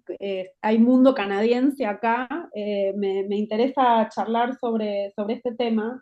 ¿Qué pasa con el tema de lo políticamente correcto cuando se institucionaliza? ¿Hay un blanqueamiento, por decirlo de alguna forma, ¿no? Como decir, bueno, Esta, incluimos a esta este charla durará colectivo. 6 horas, Débora, si es por ahí. No, pero es que a mí me parece, no, yo lo entiendo, pero es que nos hemos vuelto tan correctos que es como una especie de blanqueamiento de la diversidad, por decirlo de alguna forma. Y me interesaría saber qué es lo que opina Ticio al respecto. Bueno, yo pienso que el arte siempre tiene un papel disidente, desestabilizador, ¿no? Desde el momento en que hace dudar de las certezas del mundo y del orden del mundo, hace como reimaginar otros vínculos entre las cosas. Y muchas veces no solamente en el arte, sino en la cultura, en la política, las relaciones, lo políticamente correcto se convirtió en una fórmula casi de una cortesía un poco hipócrita, ¿verdad? Porque no se transfundaba realmente una política de inclusión, que es lo que se supone que está detrás, de respeto a la diferencia, ¿verdad? Sino que se pueda decir tal o cual palabra, o que se pueda adoptar tal o cual posición, o que se recurra a tal o cual eufemismo. Entonces, yo creo que el término políticamente correcto pasó a tener un sentido negativo desde el punto de vista de que lo que hace es adornar una situación para que no cambien las cosas, más o menos, ¿no? Entonces, superficialmente, en ese sentido, ¿verdad? Por supuesto que yo creo que hay una corrección, no sé si llamar corrección, pero una legitimidad política en el derecho de la diferencia, en el derecho de la diversidad, que son fundamentales, ¿verdad? Y quizá eso se nombraba un poco al comienzo, cuando se hablaba de lo políticamente correcto, o esto no es de tal forma, y que hay que mantener, yo creo que formas despectivas de tratar a minorías, mayorías, a formas que son profundamente incorrectas, y hay que defender la posición de no admitir formas discriminatorias de referirse a la diferencia, ¿verdad? Pero que eso tenga una base, que no sea pura enunciación, ¿verdad? Entonces, o si no queda en reitero, en una forma más o menos educada de relación, que tampoco me parece mal. A mí la cortesía, si tiene una legitimidad atrás, me parece que facilita las cosas. Bien, Gracias. gracias, Débora. Bueno, Ari, Sí, ¿querés? Te digo Ari hola. porque tenés a Ari Gabriel. No, es Ari. ¿Qué tal? Dale, dale. Sí, gracias por organizar estos eventos y hola, Ticio, ¿qué tal? Hola, Ari, ¿qué tal? Yo, bueno, diría que sí soy como admirador de tus libros, del mito del arte, el mito del pueblo. Tengo una lectura también de Ahora Latente. Igual, contestaciones ahí voy, pero pues, muy grande, ¿no? Y bueno, yo soy de una ciudad que se llama Puebla, en México, y justo, bueno, cuando criticas al Padre Set, ¿no? Que criticas a los jesuitas un poco, también me ayudó un poco, ¿no? Como a... Porque aquí los jesuitas creen que siempre han hecho todo bien, ¿no? Y ignoran un poco las cosas malas que han hecho. Entonces me ayudó un poco para criticar a algunos y bueno, hice una lectura con un grupo de personas del mito del arte, el mito del pueblo, justamente, y obviamente me gustó mucho, pero sentía un poco a veces que me sentía un poco lejano, ¿no? Porque al ser como una ciudad y tal vez que ha segregado tanto a los indígenas o los ha sacado un poco, decía como que estoy leyendo esto, pero siento que está lejano, está muy lejano, ¿no? Y yo también pues, no soy indígena, digámoslo así, entonces no sabía cómo aterrizarlo o cómo implementarlo, ¿no? En la ciudad o en las galerías, ¿no? Porque aquí hay muchas galerías como independientes, pero que no entrarían, ¿no? Ese discurso tal vez es como difícil de monar porque obviamente la galería y el museo, esta connotación colonial, etcétera, entonces no sabía cómo implementarlo, tal vez por así decirlo, aunque es un discurso muy bueno y justamente al platicarlo se reivindican muchas cosas y ahí sí, claro que impactaba, ¿no? Pero bueno, no sé, te cuento un poco mi experiencia, a ver qué podrías llegar a comentar y también tal vez, bueno, y preguntarte así rápido sobre la palabra fetichismo, que sí veo que usaste alguna vez, pero no sé si no hay tal vez tanto interés en ahondar en esa palabra, o, bueno, en ese concepto de Marx, ¿no? Que también tiene una reivindicación tal vez como de ciertos pueblos, etcétera, ¿no? Pero bueno, eso es todo, para no extenderme. Gracias. Sí. Gracias. Bueno, lo que pasa es que el mito del arte y el mito del pueblo, que ahora también tiene una presencia fuerte porque trabajó hace muchísimos años el tema de las culturas populares e indígenas, tiene 40 años, ya es un añitos, ¿verdad? Es un libro que, que fue incluso revisado posteriormente y en Aura Latente hay un capítulo final que se llama Aura Plebeya, creo, Culturas Disidentes, donde se replantea de nuevo el tema de lo popular y lo indígena sin abandonar el punto de vista anterior. Pero es un tema complicado. Yo no creo que se pueda trasladar eso, ni tiene una aplicación directa. Son más o menos discusiones, debates, puntos de vista, pero es muy difícil en términos, yo he trabajado con políticas culturales y políticas culturales en temas indígenas, y no es fácil poner eso en una política, porque supone dar una interlocución muy fuerte y una agencia indígena fuerte que no siempre existe en términos de espacio público, un espacio público que siempre ha retaseado la presencia a las voces diferentes, ¿no? O sea, que es un tema complejo, ahí se plantean más preguntas que respuestas, y yo creo que en función, personalmente creo que la función del arte y del pensamiento es tener más preguntas que respuestas. El arte creo que es un mecanismo de levantar preguntas fundamentalmente sobre las cosas y el mundo, ¿no? Así que no sé si... Ay, en relación a los jesuitas, sí, yo soy muy crítico, sobre todo como la cuestión histórica colonizadora, ¿verdad? Una colonización, pero es todo el sistema colonial, el cual se da muy bien en los jesuitas. Supuestamente durante la colonia ellos tenían que tener la cruz y la espada, y los jesuitas tenían la cruz, pero sin embargo bien que tenían también la espada, porque tenían sus ejércitos de, de indígenas conversos. En fin, es un tema complejo. Perfecto. Bueno, Muchas gracias, gracias. Ticio. Muchas gracias a ti por participar. Bueno, ahí le doy la palabra a Beatriz.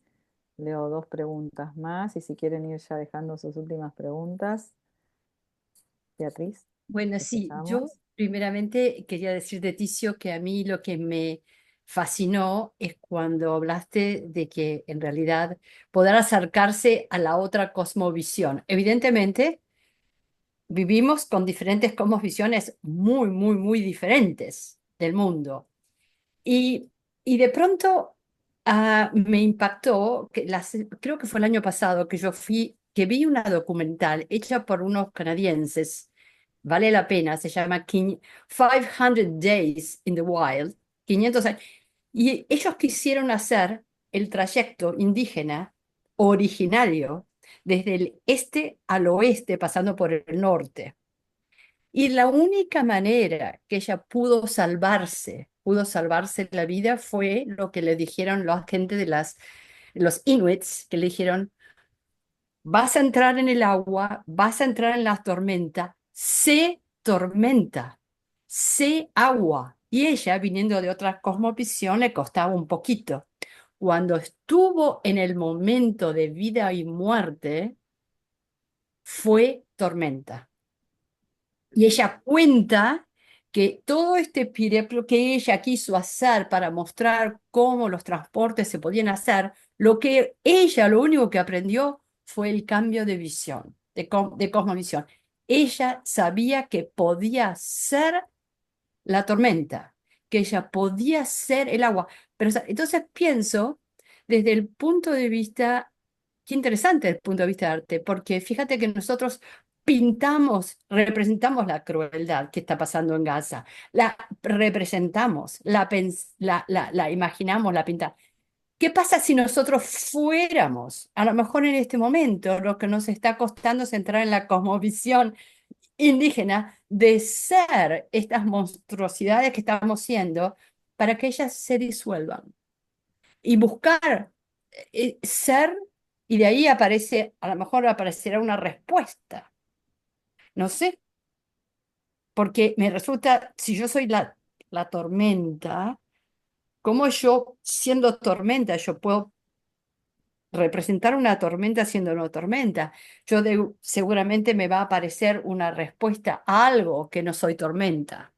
No sé, hay algo, no sé cómo se puede, con ese diferente cambio de cosmovisión, que nosotros entremos en ese otro lado, cómo afectaría el arte occidental. Y yo creo que justamente lo que usted está planteando es el tema de la representación, ¿verdad? No es representar una tormenta en este caso, sino presentarla, vivirla, anular por un instante, a veces como un relámpago, la experiencia entre conocer algo y ser algo, etcétera, ¿no? Pero también hay una cosa que a mí me parece muy importante, que es ante la cosmovisión diferente, no intentar desentrañarla, clarificarla, comprenderla y convertirnos en el otro.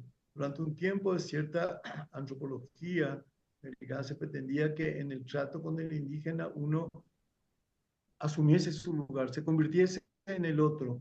Cuando que yo creo que la relación más rica es aquella en que, un poco lo que vos dijiste en un momento, Pablo, que eso te reafirma tu propia identidad también, tu propia subjetividad y tu propio lugar. Y desde ahí uno puede comprender, en cuanto se puede, no comprender en un sentido epistemológico, sino como con un sentido vivencial y existencial, sentir al otro, o acercarse al otro, pero manteniendo esa opacidad profunda que tiene siempre el otro, ¿verdad? Yo creo que las formas de amor son esas, ¿verdad? Que yo no intento convertirme en la otra persona, sino afirmarme en mí mismo y amar, sea el tipo de amor que fuere, ¿verdad? Amar a la otra persona en su diferencia, en su, incluso su opacidad y en aquello que yo no puedo entender de esa otra persona, ¿verdad? Que no pretender que sea transparente totalmente. Entonces, una forma quizá de vivir ese ser tormenta podría ser ese relámpago que cruza la mirada profunda al otro y que puede intentar traer a mi propia experiencia sin dejar de ser yo mismo, ¿verdad? Yo en un momento cuando comenzaba a ir a aldeas indígenas durante mucho tiempo. Decía, bueno, me ofrecen iguana semicruda o huevos de yacaré o qué sé yo, cosas que me hacían, tenía que comer, decía, no, no puedo despreciar la comida, esos son los que comen y tal y cual. Ahí entra un poco lo políticamente incorrecto. Y una vez vinieron los indígenas, un grupo de indígenas a mi casa, y yo les ofrecí unos vinos blancos. Yo estaba casado cuando eso, mi esposa le preparó unas tartas azucaradas de jamón y ellos dijeron, yo no sé, pobre Ticio, cómo poder comer esta porquería. Y eso me alivió. Entonces la próxima vez que me ofrecieron una, qué sé yo, una carne de pecarí, semicruda, yo dije, esto me da diarrea, esto no me gusta, esto es un horror. Y comiendo yo mis manzanas y mi queso con toda naturalidad, siendo yo mismo. Entonces respetar al otro desde mi respeto a lo que soy yo también, ¿verdad? Sin pretender convertirme en la otra, en la otra persona, ¿no? Pero es linda ese cruce que puede darse, porque se da esos relámpagos de convertirse en tormenta o en río o en lo que fuere, ¿no? Es del lugar de uno, es de la imagen, eso es arte también. Sí, Hermoso. me gusta lo que decís, Ticio, una vieja concepción aristotélica, que es que uno participa del otro, ¿no? Uno puede Exactamente, participar de la tormenta del otro, pero es siempre muy lindo basado eso. en la propia, en el propio ser, ¿no? Sí, Nos toca ser mi nosotros. Bueno, bagaje de experiencia, de mundo, de sueño, de miedo, claro, integro y puedo surcar esa tormenta, ¿no? claro, claro, Lindo claro, eso. claro. Bien. Aquí, sí. A Gracias. ver. No, gracias a ustedes. Caro, ¿nos das 5 más Sí, minutitos? sí, sí, sí. Acá nadie se mueve de acá, así que estoy obligada, chicos. Bueno, a ver, Leo, yo creo que esta, no sé si ya quedó respondida, Luis, porque es cuando estábamos charlando, pero bueno, Leo, ¿cómo buscar que el arte indígena no caiga en redes colonialistas o buscar categorizarla encorsetada dentro del arte contemporáneo cuando tiene un origen posiblemente distinto o sin esas pretensiones? Esa es una, y leo la de Roxana Amarilla. Da la impresión que la escena del arte contemporáneo presenta cierta fascinación por las cosmogonías indígenas y no valida tanto la presencia de la técnica indígena ni de las otras funciones del objeto, como si fuera también un condicionamiento, entre otros, como la ruptura de patrones tradicionales, etc. ¿Considerás que los artistas indígenas y los artistas populares deben adaptar su obra para estos circuitos? Sí, yo Estas creo que son es las... un punto central porque evidentemente el, el arte indígena o el arte popular, el arte diferente, digamos así, siempre está expuesto a la extractivismo cultural, folclorización, fetichización, perdón, Ari, ahí tomo otra vez el término que yo usé en el sentido de cosificación, ¿verdad? En el sentido más básico, ¿verdad? Idealización, romantización, mercantilización. Hay, sobre todo el extractivismo, ¿verdad? Que a mí me molesta mucho que van determinadas poblaciones indígenas, toman, oh, qué hermoso, esta corona de plumas, o este cesto, o esto lo que fuere, ¿verdad? Y pero extraen así sin absolutamente ninguna evolución, ningún conocimiento del contexto, ni saben quiénes son, ni qué hacen, ni para qué sirven. Entonces son objetos en sí desprendidos totalmente de sus contextos y desprendidos de sus verdades, con las cuales mantienen siempre vínculos secretos muy potentes, ¿no? Y entonces, sí, hay ese peligro continuamente, pero siempre lo tuvo el arte latinoamericano, el arte diferente, la fridacalización, la romantización de sus formas, el exotismo, y siempre hubo un juego a veces de seguir, bueno, esto se está llevando, yo voy a hacer eso, y es natural, muchos de los artistas dicen, bueno, se llevan, los tapices están de moda ahora, hagamos tapices, tapices y tal, ¿no? No estoy desprestigiando en este momento los tapices, mucho menos, sino diciendo que hay como un requerimiento que tiene que ver con moda, pero yo creo que siempre hubo eso, que siempre hay, y que eso afecta también a todas las formas de arte. Todas las formas, uno va a Arco o a Arte Va o a las grandes ferias de arte y ve que hay una negociación, un tango ahí entre lo que quiere el artista, lo que quiere el galerista, y a veces el artista cede más, a veces cede menos, pero hay una pulseada siempre en torno a la obra y a sus valores, ¿no? Porque el sistema sabe también de que no puedes someter completamente al arte, porque entonces mata a la tina del huevo de oro, lo deja sin su pulsión crítica, latente, disidente, poética, o como queramos llamar, ¿verdad? O sea que hay siempre una tensión, y creo que el arte es siempre un dispositivo de tensiones y conflictos. Perfecto, Muy bien. perfecto, Ticio. Gracias. Bueno, Caro, último comentario. Pablo, después tomas la palabra y le pasas la posta a Ok. Caro, me parece. Bueno, sí, yo más Se cerró tu mic, justo. Em, Mira, se es- cerró tu esa- micrófono, justo que empezaste a hablar. ahí, Bueno, ¿se escucha? perfecto. No, es seguir un poquito el hilo de lo que planteaba Leo y lo que decía Beatriz, esto de Soy Tormenta y la experiencia, este, de no hablar de una cosmovisión solamente, sino como de una especie de cosmovivencia, digamos, ¿no? En el análisis, en la experiencia. Yo quiero tomar el contexto cuando Ticio habló de soy no académico, no antiacadémico, Ajá. digamos, ¿no? Desde ahí. Y todo lo que se produce desde la investigación en el arte contemporáneo, el artista investigador o la investigadora artista, etcétera. Em, Esto que dijeron, ¿no? Me vino a la mente cuando Ticio habla sobre ese binarismo platónico, o por ejemplo el deber ser aristotélico, en comparación, por ejemplo, a lo que Rodolfo Cuya hablaba de el estar en América, ser en América, no deber ser algo, sino el estar en América. Otra cosa que me vino a la mente es, bueno, León Portilla, que por ahí lo conocen, ¿no? En la década del 60 él eh, propone su doctorado sobre filosofía mesoamericana y el jurado le dice, no, la filosofía es griega. Y él dice, no, yo voy a hablar sobre la cosmovisión de los pueblos, digamos, de la antigua América, ¿no? Ya desde ese momento. Entonces, mi pregunta es, antropólogas o antropólogos del arte, o arqueología del arte, o historiadoras, historiadores del arte, digamos, ¿no? Que todavía siguen utilizando teorías o conceptualizaciones que vienen de Occidente o que son creadas en Occidente para analizar justamente el arte indígena o los pueblos originarios. Em,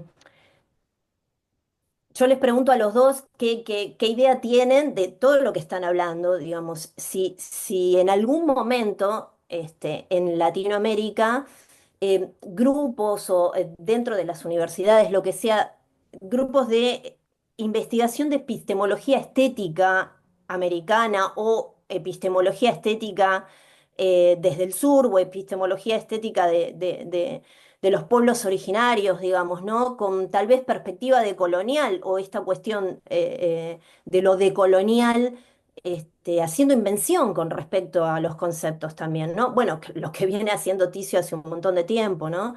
Pero es como que todavía hay una mirada desde el campo, digamos, de la investigación, una mirada es que, bueno, a ver qué es lo que están investigando sobre América en otros lugares, digamos, ¿no? Y en Europa, que, bueno, las vanguardias europeas también tuvieron su antiacademicismo, ¿no? Y fueron hacia los orígenes de sus propios territorios y hasta, digamos, después las vanguardias en América también buscaron América, ¿no? Una especie de antropofagia. Eh, pero bueno, yo les pregunto si creen que esto, bueno, se puede llegar a lograr, porque yo por lo menos no lo veo tanto en lo académico, entre comillas, de diferentes instituciones, universidades, digamos, que se trabaje desde una epistemología desde América con respecto bueno, al arte contemporáneo o a los pueblos originarios, etcétera. Sé, Pablo, si querés decir algo. Tenemos a vos acá, yo puedo hablar 1000 horas, pero por favor, dale vos. Dimos No, charla. ¿sabes? Algo muy breve, muy breve. Me parece que la institucionalidad, ¿sí? Universitaria, el campo del arte son estructuras, ¿sí? Digamos, colonialistas. Claro, perfecto. Entonces, digamos, pedirle a la institución académica, ¿sí?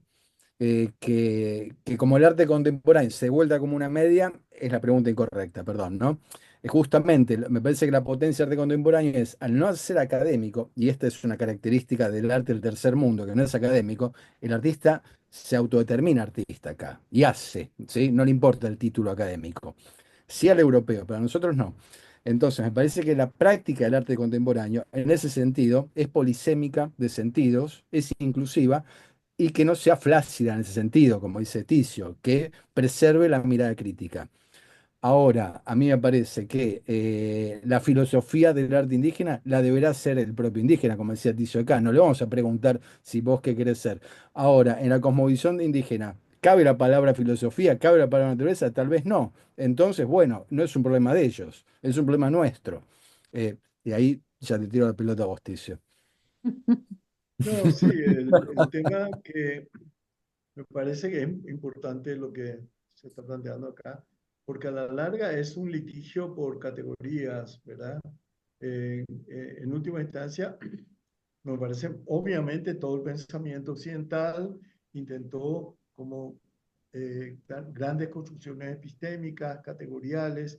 El tema es cuando se pretende que una categoría creada a partir de una situación y para explicar un mundo de significación o de filosofía o concepto, valga urbi et orbi, ¿verdad? Entonces, ese es el problema. No, no se trata, por eso para mí la cuestión de colonial que me interesa, no es que se trata de romper o atacar la academia, atacar el pensamiento occidental ni nada por el estilo. Sí, quizás el logocentrismo, en el sentido de que eso es el pensamiento correcto, la manera de pensar. Es una manera de ver, entender, ordenar el mundo, llamar a las cosas. Lo que pasa es que si nosotros pensamos desde una posición que es necesariamente ubicada en la perspectiva occidental, lo que vamos a hacer es discutir sus límites y no absolutizarlo, pero evidentemente palabras, filosofía no existe como tal en el pensamiento indígena, es una categoría occidental, pero arte también, también hay es medicina y también es todas las palabras, pero el tema es que otros mundos se manejan, que otros conjuntos semánticos cobijan otro tipo de conceptos, ¿verdad? ¿Verdad? Que a la larga uno busca otras maneras de nombrar. ¿Por qué? Porque recortan realidades distintas, ¿verdad? Pero no tenemos otra, si hablamos arte indígena, pero que yo conozca ninguna lengua indígena tiene la palabra arte, pero sí tiene belleza, que tiene palabras que tienen que ver con el, llamamos la belleza como los latinos llamaban fulgor forme, el fulgor de la forma. Eso sí que hay equivalencia a eso, una manera de ver el mundo más o menos intensamente, que lo tienen sobre todo los chamanes, los poetas y tal, que son los equivalentes. Bueno, llamamos arte, perfecto, llamemos arte a eso, llamemos filosofía, sistemas de pensamiento, de concepto, intentos de conceptualizar el mundo y crear totalidades que siempre serán parciales y desmentidas enseguida por la siguiente generación. Pero en fin, son intentos sistemáticos de pensar. Sí, perdón, Bueno, yo quiero aportar una cosita a lo que dice Ticio, digamos. Para mí lo importante es no cancelar, en mi caso, mi propia cosmogonía, en la cual yo crecí y no puedo negarme, sería necio, pero como dice Ticio, la arena del arte contemporáneo nos enfrenta al abismo del otro diferente. No sé quién es el Claro, otro diferente ni lo sabré, pero eso me enseña a mí mis limitaciones de mi propio igual de epistemológico. Y eso es un montón, es me parece ya. ¿No? un Porque montón. abre a la diversidad, a la tolerancia y al correrme a mí del logocentrismo, como dice Ticio, ¿no? Y esta creo que es la arena pública que abre la diversidad, el arte contemporáneo, ¿no? Justamente.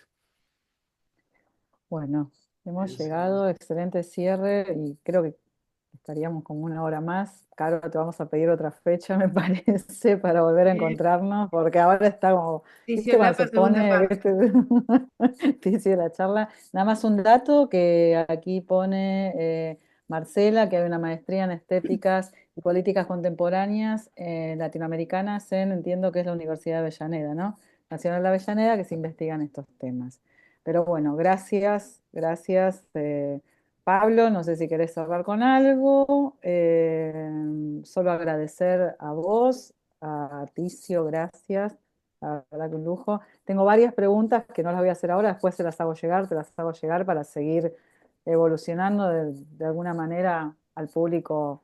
Les vamos a hacer llegar nuestras posiciones y eso, así que no se preocupen, seguramente va a haber otra fecha. Gracias, quería saber, Pablo, si quieres decir algo y Ticio, si quieres decir algo para cerrar. No, simplemente para mí despedirme, agradecer la invitación y agradecer la paciencia, el interés, las preguntas, todo. Yo aprendo mucho con estas cosas y creo que esa es la idea, estar abierto a discutir, debatir, escuchar. La propia pregunta siempre es una enseñanza. Gracias, Ticio. Pablo. No, tal vez como cerrar un poquito con lo que comenzamos, ¿no? Cuando le pregunté a Ticio, yo le insistía todo el tiempo, quiero que nos cuentes cómo fue tu devenir, ¿no? Partiendo del derecho, del Museo del Barro, de la filosofía, vuelvo un poquito a eso, terminamos en la arena del arte contemporáneo, y esto me parece que es una reflexión, digamos, ¿no? Vivimos en culturas, digamos, profesionalizadas, con saberes fragmentados en disciplinas, ¿no? Desde Occidente. Y justamente Occidente genera desde el sur un arte contemporáneo que es indisciplinado, incatalogable y que permite un paraguas impresionante. Cosmovisiones como ni los indios lo han tenido ni los occidentales lo han tenido. Es una estructura que creo, escuchando a Leticia, debemos apropiarnos, hacerla nuestra y empoderarnos cada uno desde su propia cosmogonía, no para transformarme en el otro, sino para trazar puentes con el otro y aprender del otro y que el otro aprenda de mí también, ¿no? Que sea bidireccional, multidireccional. Eso, nada más. Muchísimas, muchísimas gracias, Pablo, Ticio. Nada, nos vamos con el corazón lleno y con la cabeza llena de preguntas, el corazón con muchas emociones y la cabeza llena de preguntas. Para la próxima charla yo me voy a estampar una remera que diga, el arte siempre habla a través de lo que calla. Esa frase va a quedar, me la voy a tatuar, cosa que es maravillosa. Gracias de todo Sí. corazón a todos y a cada uno de los que participaron. Es una alegría enorme, enorme haberlos tenido, Ticio, Pablo, no solamente con todo lo que saben, sino con una generosidad tan cálida.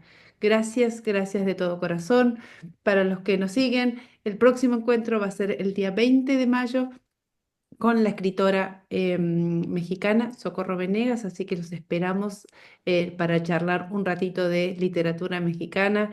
De todo corazón, gracias infinitas por acompañarnos.